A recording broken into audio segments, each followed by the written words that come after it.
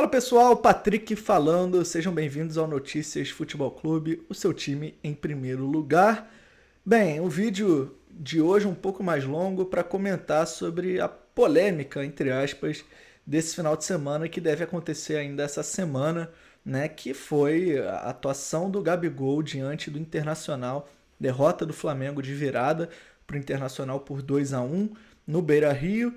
E dizer algumas coisas, né? Eu até postei um Twitter lá, no Twitter, né? Um tweet que deu alguns comentários, algum engajamento, que eu falei que o Gabigol, tudo bem, o Gabigol ser criticado, eu mesmo critico, acho que tá na hora dele pegar um banco de reservas, mas que tem formas para criticar, né? Mas antes, falar um pouquinho do que eu achei dessa partida. Acho que, primeiro de tudo, jogar no Beira-Rio nunca é fácil, né? Ainda mais o Flamengo, mesmo com o Internacional tendo um time muito abaixo do Flamengo, né? Mas o Flamengo também está em reestruturação. Vamos lembrar que deu 3 vexames seguidos, né? Perdeu para o Alcas, para o Fluminense, para o Maringá, tudo isso no espaço de uma semana, né?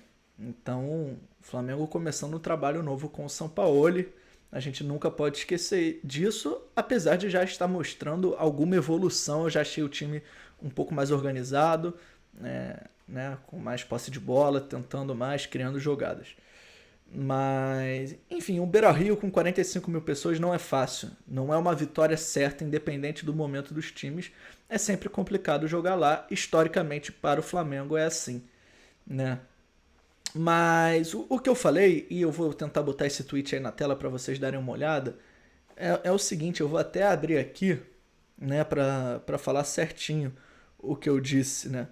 E foi o seguinte, eu falei o seguinte tweet na tela: Gabigol está numa fase horrível, é inegável.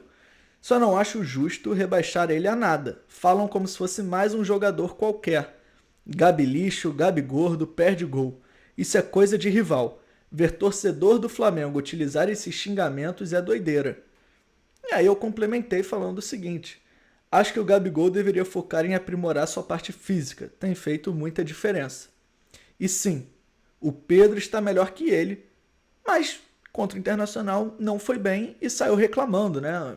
Uma das coisas que muito se fala da relação do Gabigol com os treinadores é ele reclamar sempre que é substituído. E eu vou entrar nesse ponto. Eu continuo dizendo, inclusive o grande erro do Vitor Pereira, na minha opinião, foi tirar o Matheus França do time titular contra o Fluminense para voltar com o Gabigol. O time perdeu intensidade, velocidade e poder da marcação sob pressão. É possível criticar sem humilhar, né? Então esse é basicamente o meu ponto aqui nesse vídeo. Primeiro, respondendo a pergunta do título, não. O Gabigol não é titular, na minha opinião, hoje. Justamente porque tem o Matheus França, um jogador que não está pronto, mas que corresponde sempre que entra com velocidade, intensidade e marcação sob pressão. E isso que faltou ao Flamengo, principalmente contra o Fluminense, naquele segundo jogo do Campeonato Carioca. O Vitor Pereira, que tinha sacado o Gabigol para a entrada dele, né, do Matheus França no primeiro jogo, e funcionou muito bem, não sei por que voltou com a escalação do Gabigol. Dito isso, como está no tweet, é uma fase horrorosa do Gabigol. É uma fase horrorosa, né? E muito se falou do Pedro ter saído e ele não, porque ele perdeu 2 gols. Inclusive, eu acho que o gol de cabeça era uma situação mais fácil do que o gol que ele chuta em cima do goleiro. Por quê? Aquela bola que ele recebe, ele tá livre. Ele se precipitou. Se ele domina ali, ele consegue finalizar praticamente ele e o goleiro. No outro lance do Gerson, um passe excelente do Gerson, que voltou a jogar bem. Vamos ver se isso vai manter, né, com o Sampaoli. O Gerson dá um passe excelente, mas a bola fica muito próxima ao corpo dele. Ele tem um marcador e o goleiro sai abafando, né, para fazer a defesa. Então, uma situação mais complicada, mas, e vocês vão falar isso, o Pedro não perderia.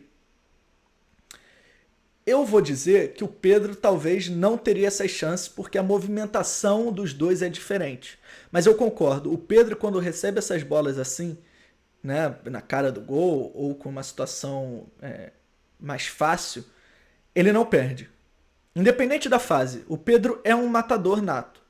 Ele pode não ter velocidade, ele pode não ajudar tanto assim na marcação, mas ele é um matador nato, é um típico centroavante, e que no momento que o Sampaoli bota Marinho e Cebolinha e o Gabigol fica centralizado como centroavante, praticamente voltando ali num 4-3-3, né? Se a gente botar assim bem simplesmente, era pro Pedro estar ali. Era pro Pedro estar ali. Então, a minha questão não é passar pano ou que o Gabigol tenha vaga cativa, não. Mas me impressiona como a torcida do Flamengo vem maltratando os seus jogadores recentemente. Né? Isso não é com o Gabigol, foi com o Léo Pereira, foi com o Rodinei, foi com o Michael, né? Foi com o próprio William Arão. E acho que uma coisa é criticar, você falar que ele tem que ser banco, que o Flamengo não deveria renovar com o jogador, que o jogador não tem um nível para estar no Flamengo. Agora, ficar depreciando na internet, a própria torcida depreciar o jogador do time, não é, de novo, não é um jogador qualquer. Você gosta ou não do Gabigol, ele está na história do Flamengo. O Gabigol está na história do Flamengo. Foi ele que fez os 2 gols contra o River Plate. Foi ele que fez o gol contra o Atlético Paranaense. Aquela arrancada de 2020, vamos puxar quantos gols o Gabigol fez naquele Brasileirão? O pênalti contra o Corinthians na disputa da Copa do Brasil, que ele levanta o Maracanã. Então o Gabriel, não é um jogador normal. Não é mais um na história do Flamengo. Não é por isso que ele tem a vaga cativa, mas, na minha opinião, ele deveria ser um pouco mais bem tratado por certos torcedores que eu acho que vem muito mais das redes sociais do que da torcida real, digamos assim, né? Porque você vai no Maracanã e toda vez que ele entra, ele é ovacionado, ele é aplaudido. Então, também temos que separar o que é vida real e o que é ficção de rede social, que são 2 coisas completamente diferentes. São 2 coisas completamente diferentes. Então, o meu vídeo é basicamente para falar isso, né? O Gabigol merece ser titular, hoje não merece. Hoje ele tá abaixo. Hoje ele tá numa fase muito ruim. Tá sem preparo físico, tá perdendo nas corridas, tá sem arranque, tá sem intensidade. E por mim, ele seria reserva. Isso que eu tenho aqui, ó, um Gabigol, eu tenho um bonequinho do Gabigol. Eu não tenho problema nenhum em falar isso. Que hoje o Gabigol é reserva do Flamengo, na minha humilde opinião. Agora, não esperem de mim ficar destratando jogadores. Primeiro porque eu sou profissional, né? Sou jornalista. Segundo, porque eu não acho que vai melhorar nada. Eu não acho que o jogador vai ver a própria torcida xingando ele, destratando ele e vai falar, nossa, agora eu vou jogar, agora eu vou correr. Então, é claro que eu entendo a frustração do torcedor nesse começo de temporada muito ruim, né? Principalmente por conta do trabalho do Vitor Pereira. Mas a gente tem que saber também os limites e até onde pode ir. Eu quero saber de você, o que você acha dessa situação? Você acha que o Gabigol é reserva, é titular?